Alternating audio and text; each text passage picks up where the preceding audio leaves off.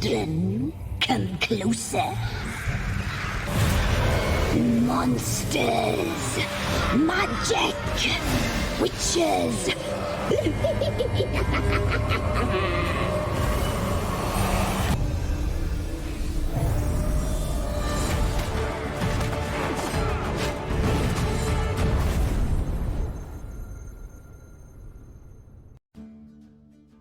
Hello, and welcome to Gwent, the Witcher card game. My name is TheaBeasty, and I will be your guide throughout this beginner series. Like most of you, I started playing Gwent in The Witcher 3. Back then I'd spent most of my time trying to find NPCs and battle them to earn more Gwent cards. Well, eventually I found all of them, and I had to move on to something greater than just Gwent in The Witcher 3. And so I did. It was only in 2017 that CDPR released a standalone version of Gwent, the Witcher card game. This one would be entirely distinct from the original version in The Witcher 3 and would go on to evolve into a massive competitive card game of its own. As Gwent grew, so did its player base, as well as the competitive scene. I was lucky enough to cast Masters #1, the biggest Gwent tournament in history. Players from all over the world competed for a whopping prize pool of $250,000. By the time you are watching this video, we will already be in Season 4 of Gwent's competitive calendar. Maybe even Season 5. So, do you think you have what it takes to be the next Gwent Master? Well, let's find out. Firstly, you'll have to download Gwent and play the tutorial. You can do so by clicking on the link below in the description. Once you have completed the tutorial, you will have to choose a deck to play with. Now, there are 6 different factions to choose from in Gwent. Number 1 is my favorite faction of all time, Northern Realms. This is an honorable faction that is filled with brave commanders who lead their troops to victory. They gain control of the battlefield with synergy and make use of knights, soldiers, mages, siege engines, as well as other manners of warfare. Secondly, we have Nilfgaard, where spies and agents attempt to infiltrate your side of the battlefield and disrupt your strategies. This faction can steal and copy your cards, cleverly using them against you. We have a saying in Gwent: a good Nilfgaardian can often play your deck better than you can.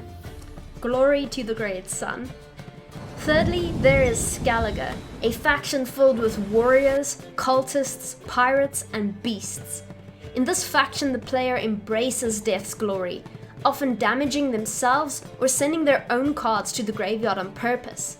In this faction, damage is key, and death in battle is often rewarded in your favor. Next, we have the Scoia'tael, a faction filled with elves, dryads, dwarves, and plenty other non-humans. Don't be fooled by their mesmerizing beauty or agile nature, or else you'll fall right into their trap. At number 5 is no other than the Monsters faction, filled with unspeakable horrors. Monsters can grow very large and are known to consume their own kind. They will often multiply to fill the board and overwhelm you in swarms. New players often ask me what faction they should start off with, and I normally tell them to start with Monsters. Monsters make use of simple, easy to understand archetypes that play for loads of points. They are also extremely fun to play, and it's no wonder that they consistently reach the top of the charts. Finally, we have Syndicate, a faction where coins and crimes go hand in hand. This faction is the most difficult one to learn, as it makes use of a unique coin system that requires constant attention and calculation.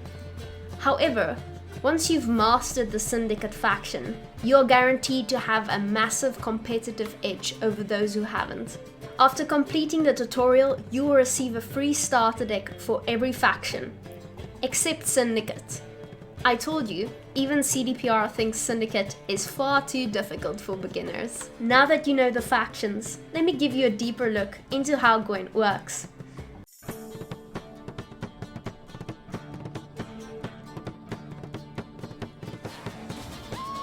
In Gwent, players go face to face in a best of 3 round format. This means that a game will last either 2 or 3 rounds. A player wins a round by having more points on their side of the board than their opponent. The round ends when both players run out of cards or pass. There are 2 rows in Gwent, namely the melee row in the front and the range row in the back. Some cards are row locked and have to be played in a certain row if you want to use their ability. Other cards have abilities that differ depending on the row you play them on. These choices can have a massive impact on your game and should be carefully considered. The game starts off with the flip of a coin. The player who gets the blue coin goes first, while the player with the red coin goes second. Back in the day, the color of the coins used to be entirely red or blue.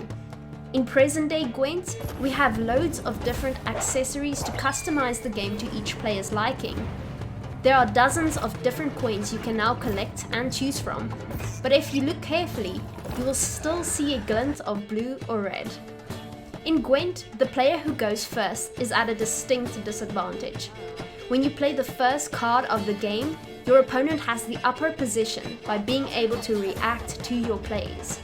While you decide whether you want to commit a good or a bad card, your opponent can sit back and take their time to decide. The blue coin player thus receives a few perks to make up for this disadvantage.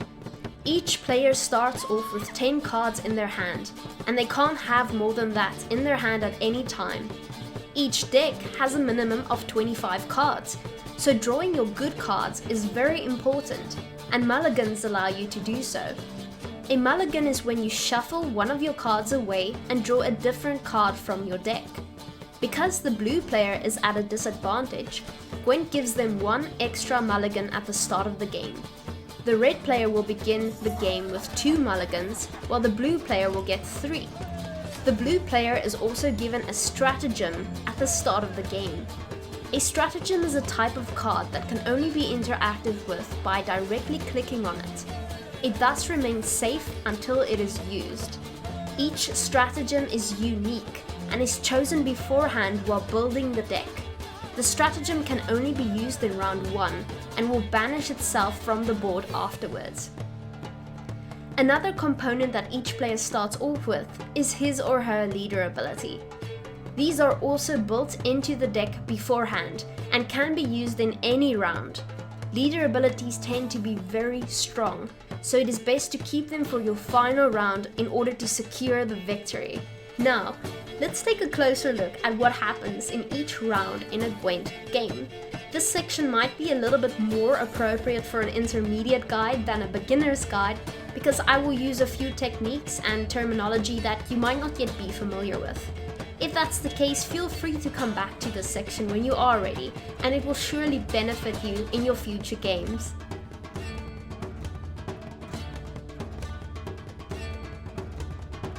Firstly, we have round 1. Round 1 is very important and sets the pace for the entire game.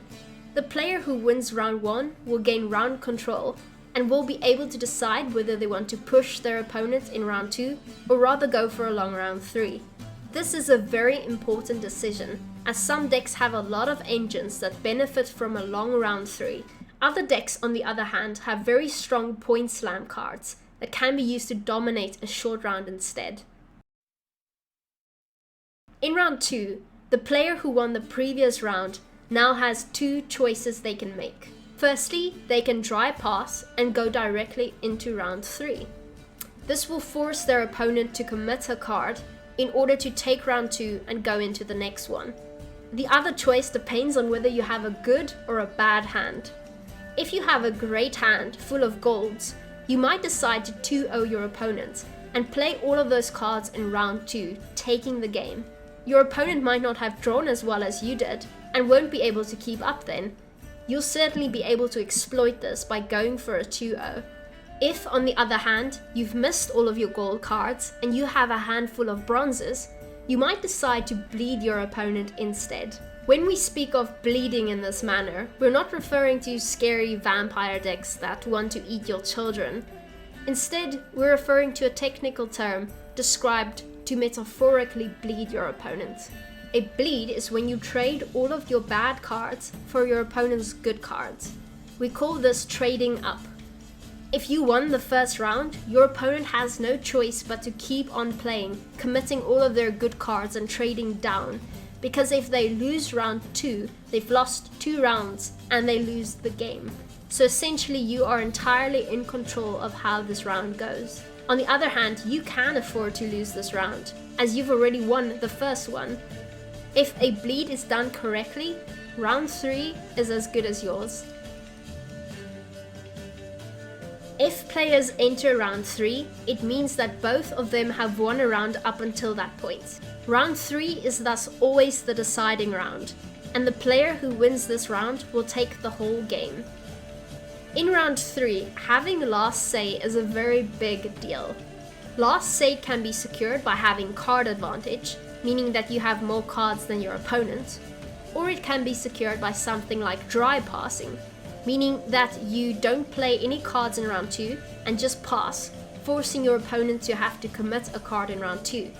Because they won round 2, they're automatically going to go first in round 3. Therefore, they're going to have to start the game and you're likely going to be the one finishing it with last say. The player who has last say can commit their biggest card last, and they don't have to worry about their opponent interacting with that card in any way. In fact, if you have last say, you might even decide to interact with your opponent's biggest card they played last, getting rid of it.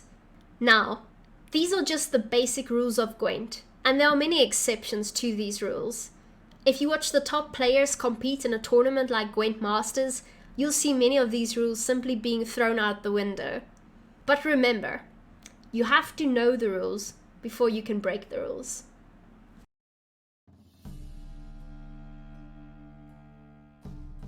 So, now that you know how to play Gwent, let's take a look at the competitor scene and what you need to do to get to the very top. All players start at rank 30. When you win a ranked game, you will gain 1 piece of a 5-piece avatar. After the avatar's face is fully formed, you will proceed to the next rank and repeat the process. From rank 30 to 25, dropping a piece of the avatar isn't possible. From rank 25, 2 consecutive losses will result in losing a piece of your avatar. At rank 14, every loss will lose you a piece. This process will go on until you reach rank 0, otherwise known as Pro Rank. Now, take note, you have to accept the terms and conditions of Pro Rank in the settings menu. If you don't, you will not be able to enter Pro Rank, no matter how many times you win in rank 1. In Pro Rank, all that matters is your MMR, which stands for Matchmaking Rating. This will determine your position among the other players on the Pro Rank leaderboard. Now, why does the leaderboard matter so much? Well, it's to get into tournaments, of course. I'm now going to switch over to Burja, one of the developers of Gwent. And I also want to say thank you for CD Projekt Red for giving me permission to use these materials. Welcome to Gwent Masters, the official esports series for Gwent, The Witcher Card. In Masters, rivalries and friendships are established in an action-packed series of tournaments. Witness as the best Gwent players from all around the world go head-to-head for the title of Gwent World Master.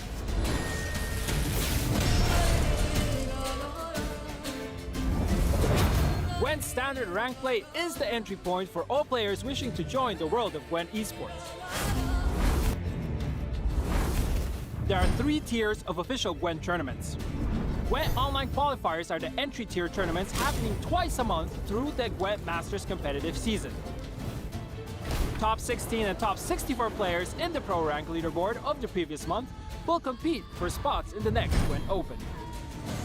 The second tournament tier is Gwent Open. They will battle it out for a share of a prize pool and a spot in World Masters event. The Gwent Masters series will conclude with Gwent World Masters, the final tier of official Gwent tournaments. Gwent Open and Gwent World Masters tournaments will follow the same single elimination format, with the winner being determined in a best-of-5 game series. Online qualifiers, on the other hand, will utilize a mix of Swiss system and double elimination format. Gwent Open and World Masters tournaments will have a base prize pool of $10,000 and $50,000. Additionally, Gwent Masters community will have the ability to contribute to the prize pool of each event by purchasing special items from the in-game shop. Ready to become a Gwent Master? Visit masters.playgwent.com for the complete rule set, tournament dates, and more details regarding the format. And make sure to follow @Gwent Masters official Twitter account. Play Gwent now.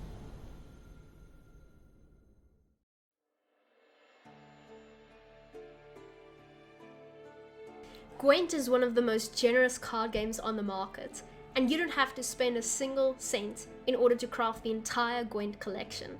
The way to do this is through resources.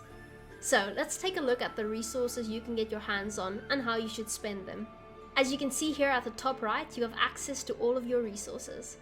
Do not spend too much time looking at this ominous looking pine cone, as that is just a festive seasonal reward that we're getting for Christmas this year. Like I said, CDPR is very generous when it comes to resources. The first one and most important one you'll be getting your hands on are the reward points. Why are reward points so important? Well, because you can spend them in your reward book. The reward book is filled with several pages, and each of those pages are filled with several reward trees. These reward trees can be unlocked with your reward points, and by doing that, you unlock other rewards. Now, the first place you want to start off as a beginner is going to be at the very bottom, this blue crown. This is the beginner's page, and this is where you're going to get the most bang for your buck. Let's start off on the monsters faction tree. You'll always start off here at the starting node, and you'll have to pay a certain amount of reward points to progress through this tree. The first reward you'll get is a monster keg. Now, kegs are something you can open in the shop in order to get cards. The next reward is going to be the Winter Queen. This is a card you definitely want if you're going to be playing monsters, and it's super valuable. CDPR is essentially giving it away to beginners, so you can work on your starter decks quicker. The next reward takes us to our next type of resource, which is ore. Ore is your second most valuable type of resource, because it gets you a bunch of cards quicker, and you do that by buying kegs. Ore can only be used to buy kegs, and that's their sole purpose. The next card you're going to be getting is Igern, which is just an amazing card to have as a beginner. It's a 13-point card, which is just going to help you progress so much quicker down the line. Now we're here at a bridge, where we have to decide whether we're going to go to scraps or to meteorite powder. Well, as a beginner, your next option is always going to be scraps. Scraps is the next type of resource you can get your hands on. So, scraps are used to directly craft a card in Gwent.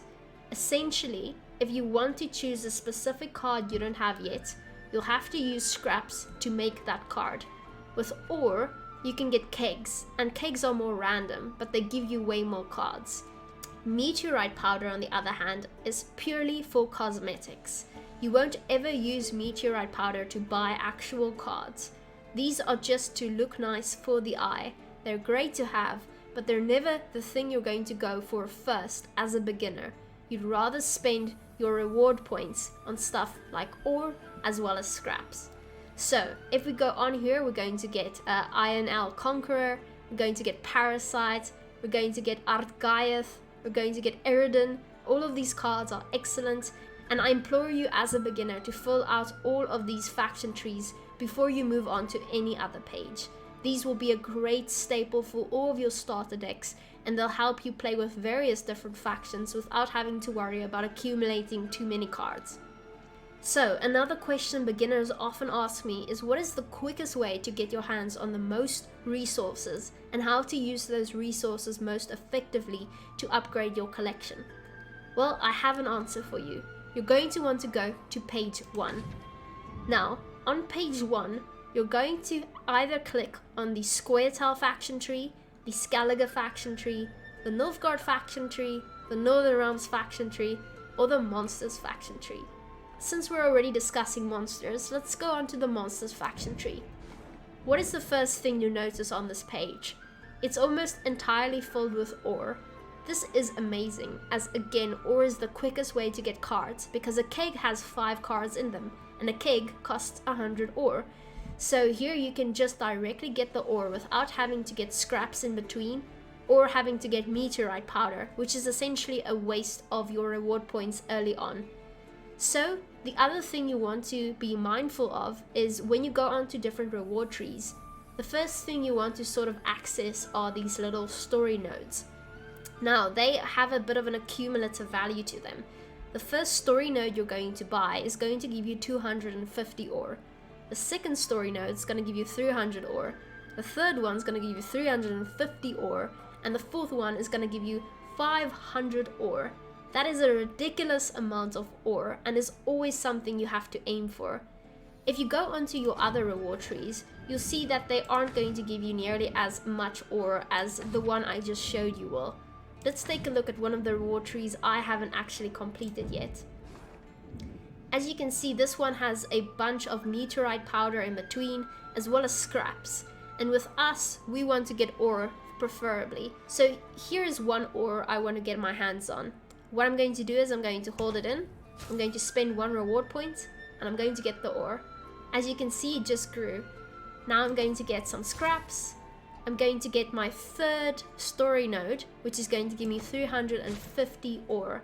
That's not bad. I'm going to go down here, get more ore, get meteorite powder, and get this nice looking keg. Now kegs are also nice. They're still not as effective as ore per se, but this one will give me 2 monster kegs, which is pretty nice. Of course, a keg costs 100 ore, so essentially these are 200 ores worth of kegs. I also get some scraps to help me actually make a card, and I also get some meteorite powder, which I won't be using right now. So how do we actually get our hands on reward points? Well, there's several ways to do this. The first way is through quests. You can see here on the bottom left side of your screen where it says Journey and Quests.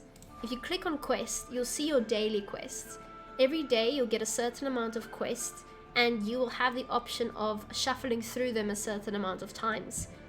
Currently I have a quest that says I should play 20 artifact cards. When I've done this, I will get reward points. So you should always keep an eye on these and try to do them on a daily basis.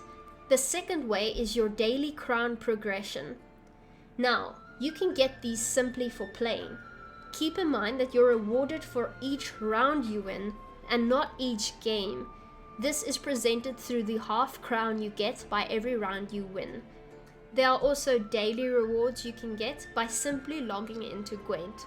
These are extremely generous and can be seen here at the top of the quest screen on the calendar. As you can see, for today I got 30 scraps. On day 2, for logging in, I will get a keg. On day 3, I will get a reward point. On day 4, I'll get a mysterious card. On day 5, I will get 25 ore. Day 6, I will get 30 scraps. On day 7, I will get a premium card, meaning one that moves. This will continue every day and every week. And again, it's just so generous. It rewards you for being active, but it doesn't punish you either. If you forget to log in tomorrow, I'm not going to start at day 1 again. I'll be able to log in 6 days from now, and I'll be at the same spot I was today. It's very nice that way, and it doesn't put too much pressure on a new player to keep playing. Alright, another way to get more resources are through contracts. In order to access your contracts, you have to go onto your profile here at the top. Before I click on that, let's take a look at the 3 symbols next to it. To the far right, you see a number 102. This represents the journey, also known as the battle pass that I already showed you. I'm currently at a level 102. In the middle, you can see your ranking. Now remember, you start at rank 30 and climb all the way to pro rank, which is presented with a 0. So with a 0, you can see I'm currently in pro rank. To the left, you get the prestige system. Now, the prestige system is a leveling system that grants a player certain bonuses after reaching level 60 a certain amount of times. If you reach level 60, you restart at level 1, and every time you do that, your flag is going to get an additional little symbol. Let's take a look at the contracts combined to the prestige system itself. I'm going to do this by clicking on my profile. As you can see, this is your profile. To the left, you can see my favorite card in Gwent currently. You can see my avatar, my name, my title. Also here at the bottom, you can see that I am pro rank, as well as the other symbols we just discussed. To my right, you can see the amount of games I have won with every faction so far. You can also see the amount of cards I've collected so far from every faction. At the top here, you can access things like trinkets. Trinkets are extra things you can collect to make your profile a little bit more jolly. Here are all the avatars I can select from. You have borders, you have titles, and here is where you select your favorite cards. Now to the contracts. There are many different contracts you can collect, and for every contract you complete, you will get rewarded with reward points. Here are the different contracts you get for your prestige system. As you can see, when you complete your first prestige and reach level 60, you will be guaranteed at least one rare card in the first 4 cards of all your kegs you open. This is pretty nice and is going to increase your collection significantly. When you reach level 60 a second time, you will have a reroll of an additional daily quest each day. That means you can shuffle through the different options, selecting a better quest if you didn't like the first quest that was offered to you. So, there are many contracts here you can go through. You can go through them one at a time to see which ones you'll be able to obtain the easiest. All of these will reward you with reward points, and you can use those reward points in the reward book. Now at the end of the season, you will be rewarded for your rank progression. Before you D-rank, depending on which rank you are on, you'll be given a certain amount of reward points for the progression you made. So if you're in pro rank, you're obviously going to receive way more reward points than someone in rank 25 would have. That's also a nice incentive to keep on climbing. Now let's take a look at how you actually spend some of these resources. The first being ore. You want to do that by going into the shop. So in order to spend your ore, the first thing you want to do is go onto card kegs. So you want to start off by building one of your beginner's factions. The first one I'm going to start with is monsters. So you therefore want to click on a monster keg. This is going to give you only cards from the monster faction. As you can see, one keg costs 100 ore. So let's say I want to buy 4 of them. I'm going to pay 400 ore. It's as simple as that. Now I can go ahead and just open these kegs right away by going on open goodies. I'm going to click now on my monster kegs and start opening them. And right there I'm giving an epic card. Now this is more rare than most cards, and the rarest type of card is a legendary card. So I'm going to start opening them from the left and then the right. Now I'm given all 4 of these cards right away. As you can see, my ALP is actually moving, meaning it's a premium card. Keep in mind that although a premium card is worth more than most cards because it's moving, it doesn't mean it's a better card. So we now get to the middle card. I now have the option of choosing between 3 epic cards. The one I choose is the one that I will add to the 4 cards we just saw. Now, I just go for the one that makes the most sense for the deck I'm currently building. Currently, we're going to be building a vampires list for ourselves, so I'm going to go with Queen of the Night. Now, I can keep on doing this, and I don't always have to click on every single card. I can just click on the middle card, have them all open up, click again, and again choose the card I want. So when choosing the middle card, you always want to choose something that's going to be effective for the deck you're building. Keep in mind that these symbols at the bottom indicate how many of the cards you already own. As you can see, for the Slizzard, I own 3 copies of the card and 1 premium copy, which is symbolized by the green card. Premium copies are those that are moving, and again, are just purely cosmetic. As you can see here, this is a great keg, as I actually have an epic card here at the right, which I'm guaranteed to get, and then in the middle, I have to choose a legendary card. These are the most expensive cards in Gwent, and if you can get your hands on them, you're in a very good position. I'm going to go for a Haunt, because this is a pretty strong artifact. Now, players often ask me when they should stop buying kegs from a certain faction. Let's say you still need some cards from the monster faction, but you're continuously getting the same cards over and over again in the kegs, and you already own them. Now, that isn't really a very effective way of accumulating cards, because you're going to have to mill those cards now to get any sort of value from them. And as we'll see later on, you don't really get a lot of scraps for a card you're milling.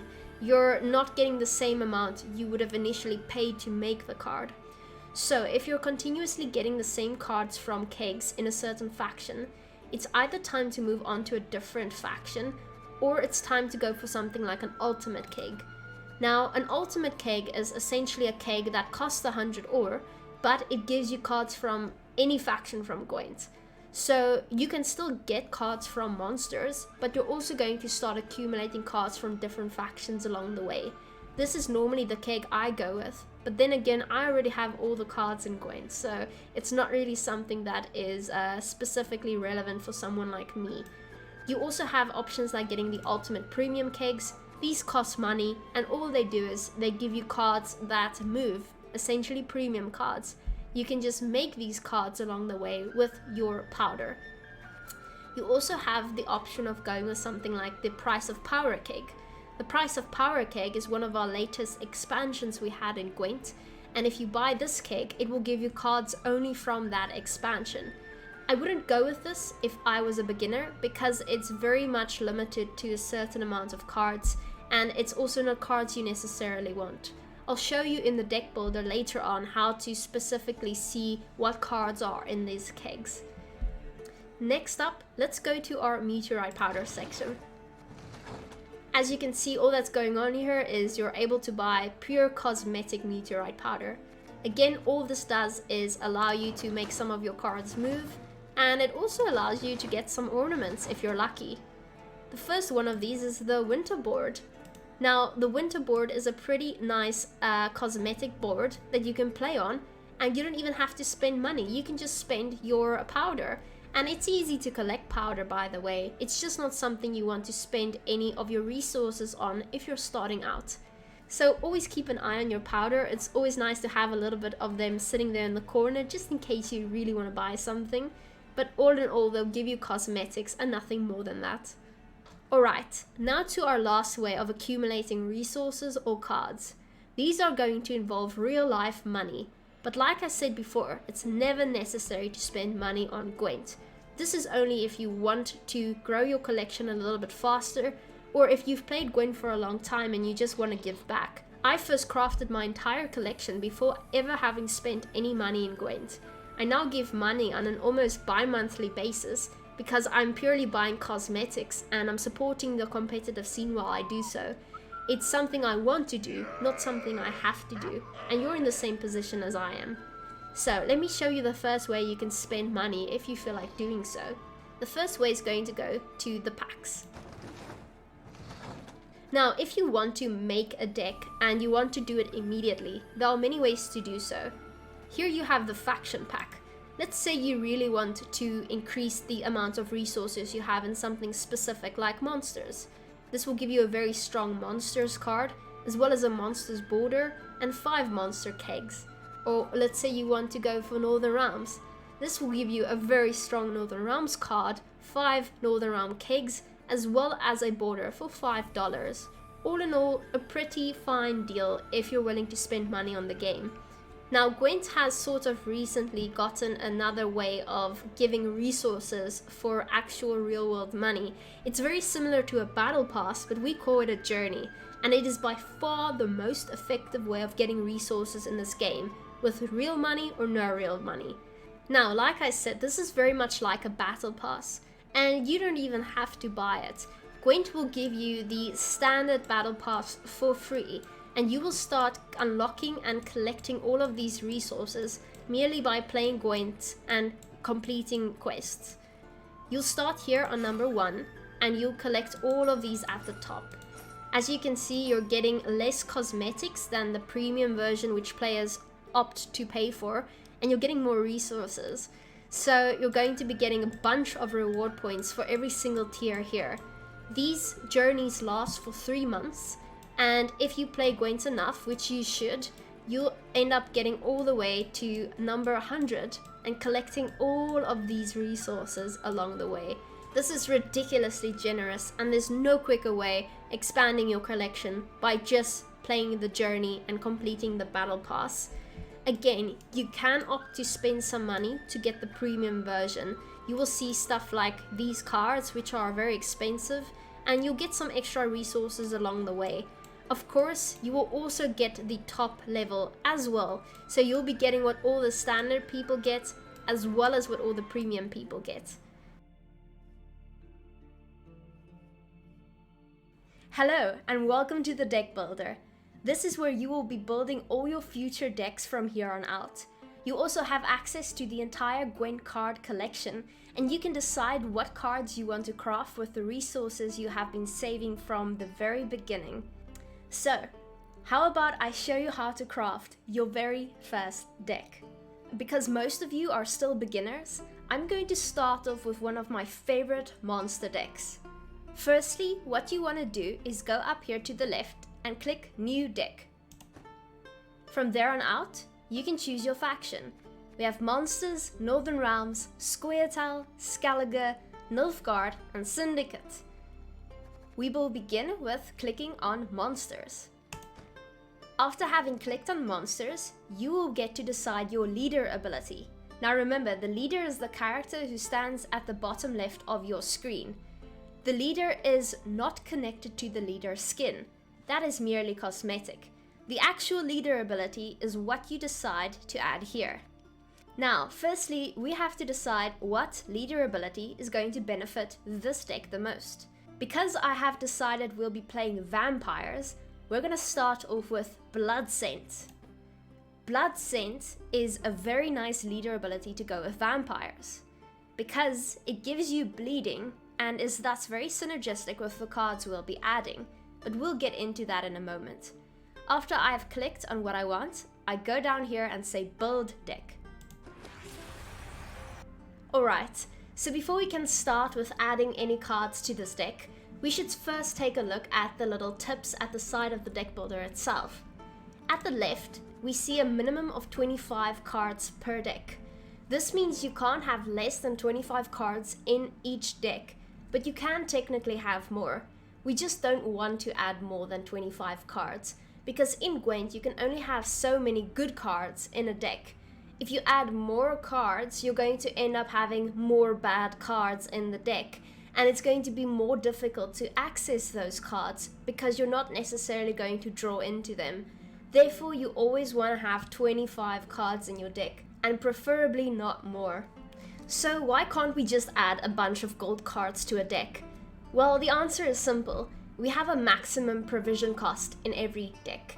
Normally you start off with 150 maximum provisions, but your leader ability will add more to that number. As you can see, Blood Scent has 15 extra provisions added to it, giving you a maximum amount of 165 provisions. So why do provisions matter so much? Well, essentially, they indicate how much a card costs, and the cost of a card indicates how good the card is. So let's look at the first card we'll be adding to this deck. Regis Reborn. He has a provision cost of 13, as can be seen at the bottom right corner of the card. The top left corner indicates the amount of points he'll actually play for when you put him on the board. Now I know what you're thinking, how come this costs 13 provisions and it's only going to play for 1 point? Well, it's a little bit more complicated than that, as you can read in the card itself. Regis will drain an enemy unit by 3 points. That means he will damage the card by 3 points, and he'll add 3 points to himself, hence draining the enemy unit. Also, at the end of your turn, every time while this card is in your hand or in your deck, if there is any enemy unit that currently has bleeding on it, this card will increase its base power by 1 point. Base power is the power you see on the top left corner of the card. Now, there's a difference between the base power of a card and boosting a card. Boosting a card means you're just adding a few numbers to the base power itself. When a card is boosted, you'll see the color turn green. That means the card is currently boosted a bit more than it actually is. If you damage a card, on the other hand, the number will turn red instead, indicating that the card is currently damaged a little bit below its base power. This card, on the other hand, will quite literally increase its base power every turn an enemy has bleeding, so it won't be green. Instead, it will remain white as long as it's in your deck or hand. So, in order to add this card to our collection, I'm going to left click on it. As you can see, our provisions have now decreased and we have 152 left. We also have one card in the deck and one unit. And this brings us to the middle indicator here, which says you need at least 13 units in a deck. So, let's start talking about the different types of cards there are in Gwent. There are 4 different cards in the deck builder. So in order to find different types of cards more quickly when in the deck builder, you can access the right part of your deck builder. So firstly, we want to see the card type. There are 4 different types of cards, as I've said. The first one we've already looked at is a unit. Now if I click on the unit, you'll see all of the cards being filtered to units only. All of these cards have one thing in common. That is, they all have a number at the top left side of the card. That means the card will be played onto the board and it will remain there until it is killed. As you can see, this card has 9 points, and in order to kill it, you will have to reduce it to 0 points. The next type of card we have is a stratagem. The stratagem is that card we spoke of earlier, and it's the one you start off with if you are a blue coin player and you're going first. This doesn't actually count as a card you add to your deck, because it doesn't cost any provisions, and it doesn't count as one of the 25 cards in your deck either. It's sort of an extra card you get because of the blue coin player's disadvantage. Currently, we already have one, and this is the one you'll start off with. It's called Tactical Advantage. Now remember, a stratagem starts on your side of the board if you're going first. You can only use it throughout round 1, and after that it will disappear in round 2. It has an order ability, meaning in order to use this card you have to click on it and then use it. This one will boost an allied unit by 5. Now the stratagem I normally add to this deck is this one, the Crystal Skull. This is very similar to the Tactical Advantage. It also has an order ability, meaning you have to click on it to use it. It will boost an allied unit by 4 and also give it Veil. Now, Veil is just a fancy word to say that your opponent won't be able to add any statuses onto the card that has Veil. This means your opponent can't poison your card, they can't lock your card, they can't give your card bleeding. So I like this stratagem in this deck just a little bit more. You likely won't start off with this stratagem in any of your starter decks, and that's okay. Just keep an eye out for it when you're opening kegs, as this is definitely a stratagem you'd like. If you do have it, you can left click and you'll equip it, replacing the Tactical Advantage. Just remember, this card isn't crucial to the deck, it's just an extra card. If you don't have it, that's fine, you can still craft the rest of the deck. The next type of card we have is what we call an artifact. Now, an artifact is similar to a stratagem in the same way that it doesn't have a number at the top left corner of a card. That means when you place it on the board, the card itself won't be playing for points. But artifacts tend to make points in different ways. The Portal, for example, will summon a random 4 provision unit from your deck to the left of the card, and after 3 turns it will summon another random 4 provision unit. So the card itself generates points, but it doesn't actually play for points when you play it on the board. It will create points in a different way. These cards are always pretty interesting, they do interesting things, and your opponent can't actually interact with an artifact. There are only a few cards that can get rid of an artifact. That takes me to the final type of card you get in Gwent. It's called a special card. So, a special card is also not like a unit because it doesn't have a number at the top left. Instead, it has a little flame. Now, what makes a special card special is the fact that when you play it, it won't actually go onto the board, but it will go directly to the graveyard after you've used it. Let's take our Karathi Heatwave for example. This card can banish a unit or an artifact. This is the card I was referring to when I said your opponent can get rid of your artifact, but only with a certain type of card. So, what happens is if you use the Heatwave, You will click on it in your hand, and then you will click on the card you want to use it on. After you've used it, it will go to your graveyard and itself won't play for points. This card you always use to interact with your board or other cards in a certain manner. Alright, so let's take a look at the next unit we want to add to this deck. It's going to be our Unseen Elder. Now, as you can see, this is also a very strong card as it has 12 provisions. It also plays for 6 points when you put it on the board. So, deploy means the moment you play a card onto the board.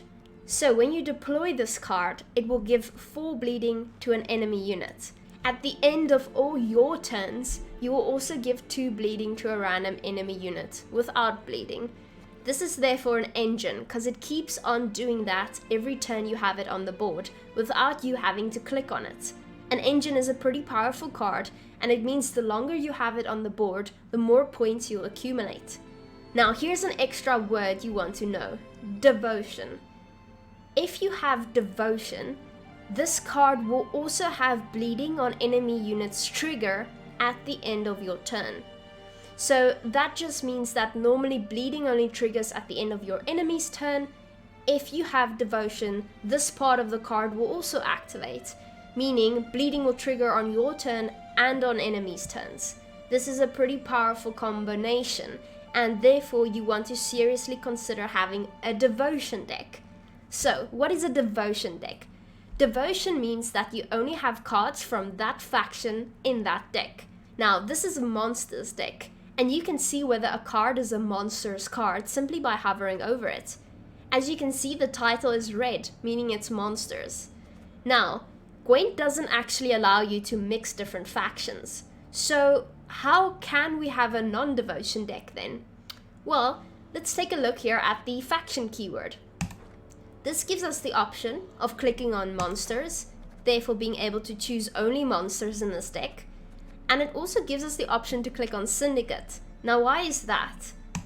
Now, it's because we happen to have some cards that are red and orange in the title. What this means is that you can find these cards in monster decks and syndicate decks. You can play them in either faction and they will count as devotion because it can be played in a monster deck. The only way to break devotion is by going onto this symbol, which stands for neutrals. So neutral cards are brown, meaning you can play them in any different faction. Some of the strongest cards in Gwent happen to be neutrals. Something like Yerden will reset the power of all units on a row and can count for as many as 30 to 50 points. So why does the devotion keyword reward us for not playing any neutrals in our deck? Well, because it limits you to only having cards of a certain faction in your deck. These neutral cards are very convenient to have, as they can make your life a lot easier. Therefore, in order to reward you for not putting them in your deck, some cards will give you the option of having devotion instead. It is up to you to decide whether you think your devotion keyword is worth having no neutrals in your deck at all. In this deck, I decided it is worth it. So we'll be including the Unseen Elder in our deck, and we won't have any neutral cards because of it. Now Unseen Elder will play at its full capability, and it is sure to reward you very nicely for it.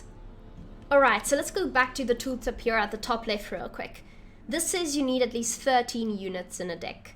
Now that we know what units are, why do we need at least 13 of them? Well, that's because you can't really interact with special cards. Remember, they aren't being placed on the board. Instead, they will do something like destroy the enemy's lowest unit. And of course, that makes it really difficult for the enemy to interact at all with your cards, damage them, or build points of his or her own. Because of that, Gwent purposely forces you to play at least 13 units in a deck so that you can't make a toxic, only special card deck and use that to defeat your opponents. One of these special cards we're going to include in our deck is Naglfar. Now, Naglfar is what we call a tutor. A tutor is a card that draws other cards from your deck. These are pretty nice because they give you access to some of your better cards, and they also thin your deck. When we thin a deck, it means we're drawing cards out of the deck, and therefore there are less left behind. This increases your chances of drawing those cards in the next rounds, and you always want to draw your good cards. So a tutor is very valuable. Naglfar will look at 2 random gold cards from your deck, and then it will play one and place one on the top of your deck. That means you'll draw into that card in the next round because it's at the very top of your deck now. So we're going to be including this card in our deck. The other special card I want to put in this deck is Parasite.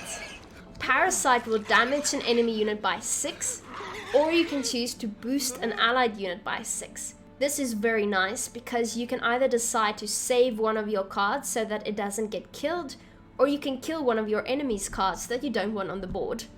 Another special card I want to include is going to be the Crimson Curse. So this card will spawn Blood Moon on an enemy row for 5 turns. Then it will spawn 2 Ekimara in the opposite row. Spawning means you add a card to the game. You don't actually play it, it just appears. So we'll click on the row we want to put Blood Moon on, and then we will spawn 2 Ekimaras in the opposite row. Another card I want to add to the game is Detlef. Now because I don't feel like searching for this card, I'm just going to click here on the search bar and type in Detlef. As you can see, I now have 2 options of Detlef. The one I want is this one. Detlef is also a vampire, of course. When you put him on the board, he will spawn Blood Moon on an enemy row for 2 turns. So he's very similar to that previous card I just showed you. It will increase the duration by 1 for every adjacent vampire. In Gwent, adjacent means cards that are at the card's side. You can have 2 cards adjacent, one to the left and one to the right. So if you play this vampire between 2 vampires, he will have 2 adjacent vampires. Therefore, he will spawn Blood Moon for 4 turns, not 2. This card also has an order ability and a cooldown of 1. Order abilities means you click on the card, so you then get to use the order, and you can damage an enemy unit with bleeding by 1. Cooldown means that every turn you can use the order ability again. If it had a cooldown of 2, you could use this card's order ability every 2 turns. So that's quite nice. Deathblow is another word. That means if you kill a card, you will spawn an Ekimara on the same row. So the next card I want to add to this deck is what we call a Cave Troll. I know the Cave Troll costs 9 provisions. So in order to find it quicker, I'm going to click here on the 9. The 9 gives me access to all the 9 provision cards. And here's the Cave Troll. The Cave Troll is a defender. Now defenders are awesome. A defender protects your entire row. Once you play a defender in a row, your enemy can't damage any of your other cards directly by clicking on them. First, they have to kill the defender, or they have to get rid of this little status by purifying the defender. So I'm going to add a defender to this deck to protect my other cards. Next, I have a Katakan. Katakan is also a vampire. It has an order ability, meaning if you click on it, it will spawn an Ekimira on this row. It also has what we call Zeal.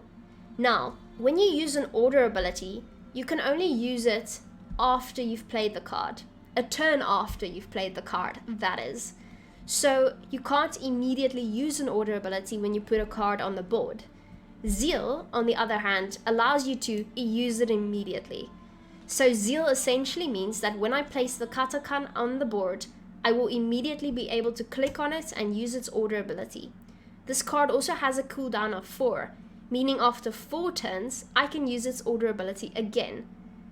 Now, here it says reduce the cooldown by 1 whenever bleeding is applied to an enemy unit.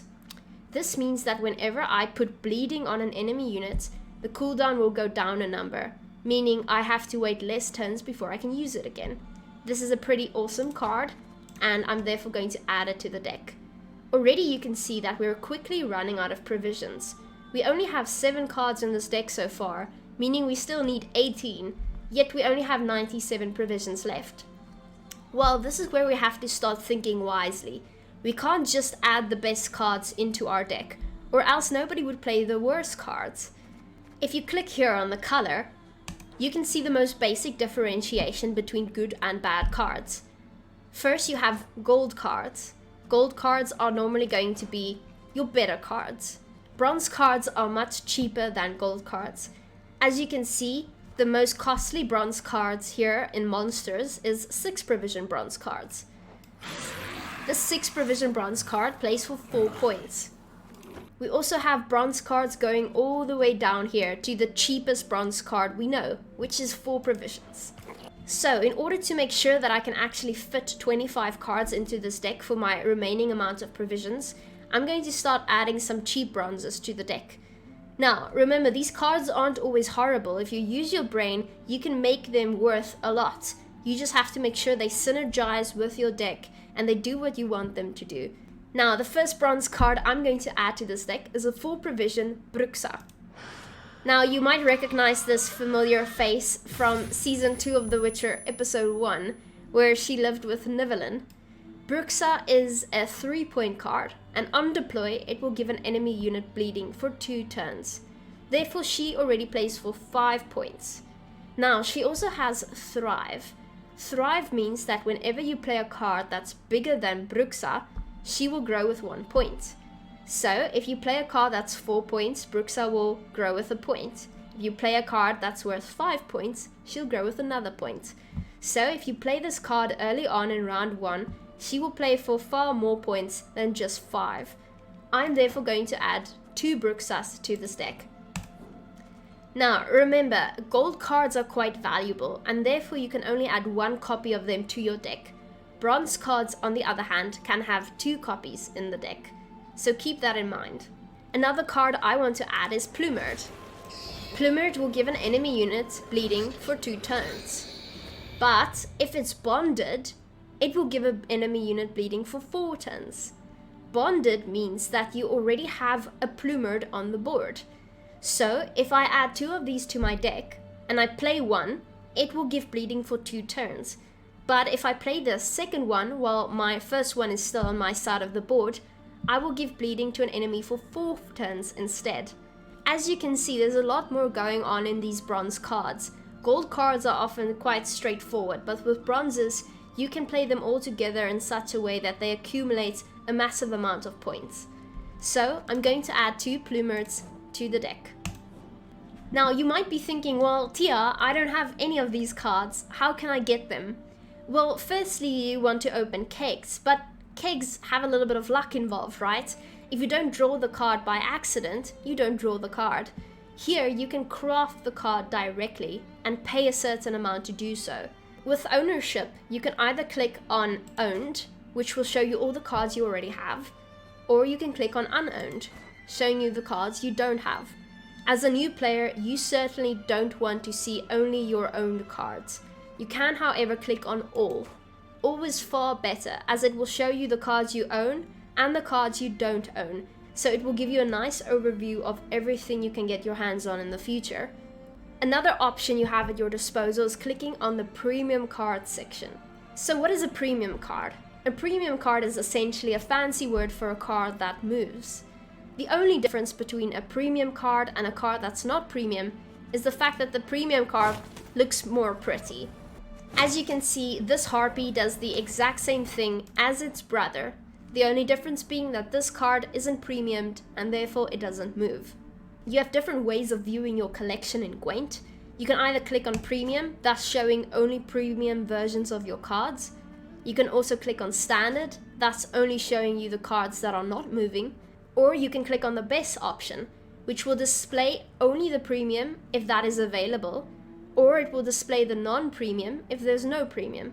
It will therefore show you all the cards you have, but it will show the best version of that card. This is normally the option I tend to go with. So, the next card I want to add to my collection is an Alp. The Alp is here at the side. As you can see, it's a grey card. The fact that it is grey means I don't own the card, but I can still see it. So what I'm going to do is I'm going to right click on the Alp. I want to craft this card, and in order to do that, I can click here on the craft button. It's going to cost me 30 scraps, and I'm prepared to do that. So I'm going to click on it. As you can see, the card is not grey anymore, and I now own the card. Now I have 2 more options here. I have the option to mill a card, meaning I can decide to tear the card up into pieces and throw it away for 10 scraps. As you can see, I'm only given 10 scraps for selling the card, even though I just bought it for 30 scraps. This is a pretty important rule I want to teach you.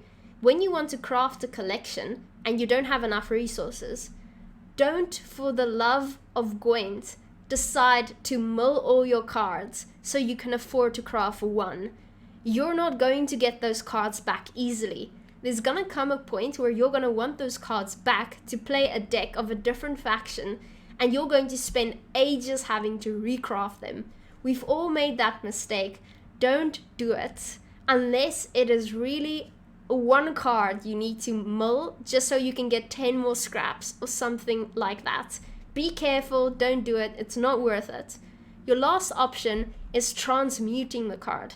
This will turn the card into a premium card. Now, if you can afford to transmute a card, you can go ahead and do it. It's never going to have an impact on your collection because you can only use the powder to transmute cards. Powder only exists to make cards premium and fancy, so you can decide to do it.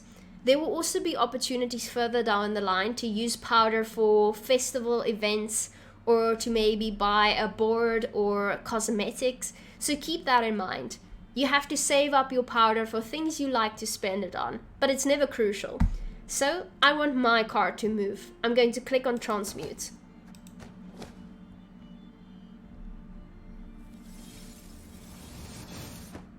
And there you go. We now have an alp that is moving and she's making beautiful noise. I'm going to add her to my deck. As you can see, she has a deploy ability, meaning if you put her on the board, she will give an enemy unit 3 bleeding. She also has an order ability, meaning you have to wait a turn before you can click on her and give another 3 bleeding. That's pretty nice. I'm going to add her to the deck. Now I want another one, so I'm quickly going to craft another one. So as you can see, that card costs 30 scraps to craft. That's because it's a pretty cheap card. Now if you want to see the different types of costs, if you are ever in a keg and have to decide which cards are worth far more, you can go here onto crafting cost. There are 4 different types of crafting costs. The first type of card you can craft is the one we just did. It's called a common card. Now a common card just costs 30 scraps to craft and 30 powder to transmute. The next type is a blue one if it shows up in a keg, and it's a rare card. A rare card costs 80 scraps to craft and 80 powder to transmute. The next type of card is an epic card. An epic card is going to appear as purple if you draw it in a keg. It costs 200 scraps to craft and 200 powder to make it move. It's always going to be a gold card, as you can see by the outer edges of the card itself. And then we have the last card, the most expensive card. And if you ever draw one of these in a keg, you can break open a bottle of champagne and have a glass on me, because it is a legendary. It's 800 scraps and it costs 800 powder to transmute. Here's an example of a legendary card. It is 14 provisions to this one, meaning it's exceptionally powerful. Keep in mind, if I want to mill this card, I'm only going to get 200 scraps and 200 powder, which is an awful trade. Now, as a beginner, you might think this is wonderful because you'll never need this card.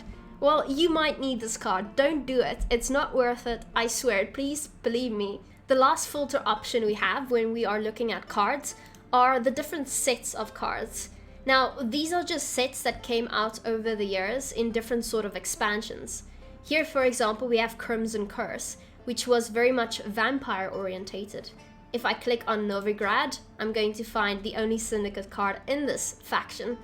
Then I can click on cards like the Thronebreaker sets of cards, the Merchants of Ophir, or even just base set cards, which are cards included in the base set version of Gwent. The only reason you'd ever want to look at these is because certain kegs in the shop are labeled as certain expansion kegs. If you really want a good shot at getting a vampire card, for example, which you'll need for a deck like the one I'm making, you want to click on Crimson Curse, and then you can go into the shop and open a Crimson Curse keg. Your chances are thus better to get a card like Crimson Curse or Oriana. But when we're viewing our deck builder, we are always going to be on all cards. Alright, now that you know how the deck builder works, I'm quickly going to finish up this deck we're building. So next up, I want to add Oriana to this deck. Oriana is a vampire. When you deploy her, she will give an enemy unit bleeding with a duration equal to the number of vampires on your side of the board. So, if you have 5 vampires on your side of the board, she will give an enemy unit bleeding for 5 turns. Now, you need to place Oriana in the range row. This is the back row. Every allied turn, which is your turn, at the end of your turn, she will boost herself by the number of bleeding enemy units. That's all enemies that have the bleeding symbol on them at that moment. This is a very strong engine, and the longer you have her on the board, the longer she's going to give you points. So I'm going to add her to the deck. Next up is Queen of the Night. Queen of the Night is going to be another vampire. When you play her on the melee row, she will give bleeding to an enemy unit. If you play her on the range row, she will instead purify a unit. Remember, we talked about purifies. Let's say you want to get past a defender. You're going to want to purify that defender and get rid of its status. So having something like Queen of the Night is a very nice card that gives you 2 different options of use. Next, I'm going to add Gale. Gale has to be played on the melee row in order to work. He will damage an enemy unit by 1. But if the enemy unit is bleeding, he will instead deal 3 damage. Now, he also has the death blow ability here, meaning if you kill the enemy by damaging it by 1 or 3, this card will boost itself by the destroyed unit's base power. Now, we talked about this. The base power is here at the top left. It is what you see in the deck builder, not what you see if the card is either green or red, meaning boosted or damaged. You can always right-click on a card while it's on the board to see its actual base power here at the top left corner. So I'm going to add Gale to my deck. Next, I'm going to add 2 Vleerders to this deck. When bleeding is applied to an enemy unit, this card will boost itself by the amount applied. So if I give an enemy unit 3 bleeding, Vleerder is going to get 3 points. This card has a counter of 1, and it will refresh the counter at the beginning of your turn, meaning it will only do what it does once every turn. So if you add 3 different bleedings to 3 enemy units, you will only get 1 of those with Vleerder, as you can only get it once a turn. I'm going to add 2 of these to my current deck. Next, I'm going to add another thinning card. So we already have Naglfar, which is a tutor, and this is just a very nice thinning card to have in your deck. Now remember, a thinning card means it's going to draw out a card from your deck, thereby decreasing the amount of cards that is currently in your deck and increasing your chances of drawing your gold cards later on. So, this, on deploy, will summon all copies of this unit from your deck to this row. Remember, we can only have 2 copies, so if you play this one, it will draw out the other one. Now, this only works if the card has dominance. Dominance means that you have the biggest card on your side of the board. So if you have a 14-point card and your opponent has a 6-point card being his or her highest, you are going to have dominance. If both of you have 14-point cards, you both have dominance, believe it or not. So this card only works if you have the biggest card on your side of the board. This is pretty easy to do, so do not fret. You'll quickly figure it out. So I'm going to be adding 2 of these cards to my deck. Now, as you can see, we already have 18 units in this deck, so we can keep on adding units, but we don't have to add units if we don't want to. Also, we have 28 provisions left, which isn't a lot, and we still have to add 5 cards to our deck. So now we have to start choosing more carefully, as we can only fit so many cards. I can see now that I haven't yet actually added Crimson Curse, I only showed it to you. So, by adding it, I suddenly have 18 provisions left, which isn't a lot. I'm now going to go down to the 5 and 4 and 6 provision slots, as I have to choose very wisely in order to fit these last few cards in my deck. The next card I'm going to want to add to my Vampires deck is going to have to be a synergistic one. I'm going to go for the 5 provision Nekurat. This card is a pretty nice engine because you can use it over and over again. It has an order ability and you have to place it on the melee row. It also has Zeal, so you can use it immediately. This will give an enemy unit bleeding for 2 turns. It has a cooldown of 2, meaning you can use it once every 2 turns. But whenever you play a vampire card, it will reduce the cooldown by 1 turn. So we have a lot of vampire cards, meaning this card has a lot of synergy, and I'm going to want to add 2 of them to my deck. The final card I want to add to this deck is going to be the Garkin. This is also an engine. At the end of every allied turn, it will boost itself by 1 if there's a bleeding enemy. So, if any of the enemies have bleeding, this card will keep on boosting itself once every turn. I'm going to add 2 of these to my deck, and all of a sudden, all of these are checked out. We have 0 provisions left, which is perfect. If I were to, let's say, replace one of my bad cards for an expensive card, all of a sudden, we can't play with this deck. You won't be allowed to play it when you want to go into a match. As you can see, there's a little red cross here, because you used 8 too many provisions. So I'm going to get rid of a Neuromancy real quick, and I'm going to add the Alp back into my deck. Okay, that's perfect. Now, you also never want any provisions left over, because that means you could have better cards in your deck, and you haven't used all of your provisions. As a beginner, you might encounter this problem a little bit more times than others, because you might not have that many good cards yet. If need to, you can always add some of the good cards you have, if you don't yet have all of the cards I've added here. Remember, this is what we call a NED deck. You can copy it and you can use it. It's all yours. I'm going to add the link for you so you can just download the deck if you don't feel like building it yourself. Remember, every now and then, Gwent makes changes to some of its cards. You'll often have a deck that I made ages ago, and it won't show up as being viable anymore because some of the provisions might have changed. That's when beginners start to struggle, because all of a sudden they can't play the deck and they don't know how to fix it. Remember, I now showed you how a deck works. If you ever download this deck and it suddenly shows you that you have 2 provisions too little or 2 provisions too many, you can quickly fix it. Let's say they change one of these cards. Let's say they decide Fleader is far too strong. It shouldn't be 6 provisions, it should be 7 provisions.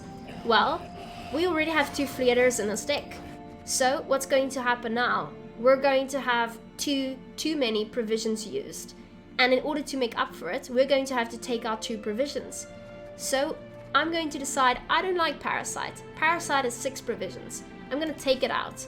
Instead, I'm going to replace it with a 4 provision card so that I can make up for the 2 provisions that I've changed. Now you can decide how you want to do this. Remember, you don't have to copy and paste decks. You can use your mind. Do something that's outside of the box so that your opponent doesn't know what to expect. Add a Necker. A Necker is fun. It's outside of the box. This unit is going to summon a copy of itself the moment you play it. So you're going to have 2. And it has Thrive, meaning every time you play a card that are bigger than these cards, this card will grow by 1 point. That's a great card to have. See, you can easily fix a deck if it's not viable anymore. You don't have to ask me to do it. You've got this. I believe in you. Now, if you're ever looking for more decks, you can always go down below and click here on the Gwent deck library. It will take you to the community site where we upload regular decks, and it gets upvoted. So you can take a look at the most upvoted decks to get an idea of what's most popular, and you can go ahead and download those. This vampire decks I just showed you is one of the most upvoted decks because beginners love playing it at lower ranks. It does really well, and it is a great way to get into the world of Gwent. Again, check out other decks if you feel like it. Keep up to date with what the teams put out there, meta reports, anything from CDPR. You can also stay here on my channel. I will update you regularly with decks that I like to play that does well in the pro rank scene. And yeah guys, I really enjoyed making this video for all of you. I really wanted to give back to the Gwent team and the Gwent community because they've just been so incredibly nice to me this past year. I've enjoyed my journey with them so much, and I'm just so excited that more people are joining daily. I want you all to have the best experience that you can possibly have, and I really hope that this video somehow helps you down your journey.